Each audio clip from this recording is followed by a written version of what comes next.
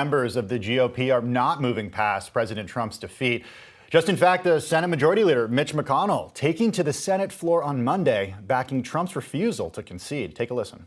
We have the system in place to consider concerns, and President Trump is 100% within his rights to look into allegations of irregularities and weigh his legal options. It's not just the Senate Majority Leader. Also, Attorney General Bill Barr wrote a lengthy memo authorizing the Department of Justice to open probes into potential voting irregularities. Joining us now from Washington to dive deeper into the politics behind the post-election drama is Bloomberg congressional reporter Anna Edgerton. Anna, it's great to see you this morning. The GOP's refusal to accept Trump's loss is stumping a lot of America. We were just talking about it with Shanali. What's it going to take for the GOP to accept it? I mean, at this point, they're pretty much the only ones who haven't accepted it.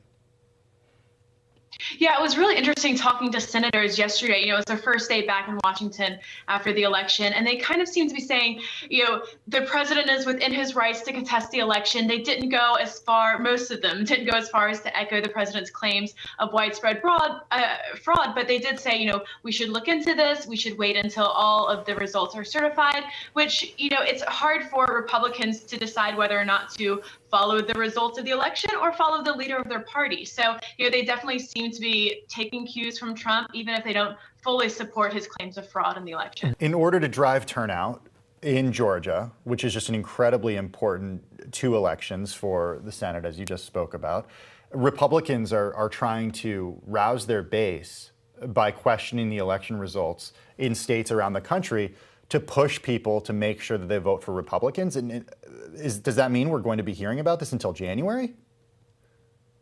Well, each lawmaker is making their own calculation and how they respond. And there are different aspects in play for different people in different states, depending on who their constituents are. There are a lot of senators from more swing states like Susan Collins, who just won re-election in Maine, who has come out and accepted Joe Biden as the president-elect. But, this kind of partisan approach to the most basic fundamental institutions of our democracy is something that could continue until January, since the election's not over. We don't have the control of government determined now this week, after the election. So, buckle in. It's going to be a long kind of partisan battle to get through January in these two runoff elections. Yeah, and here, you and I were sitting here a week ago thinking that you'd be able to take some sort of break post-election.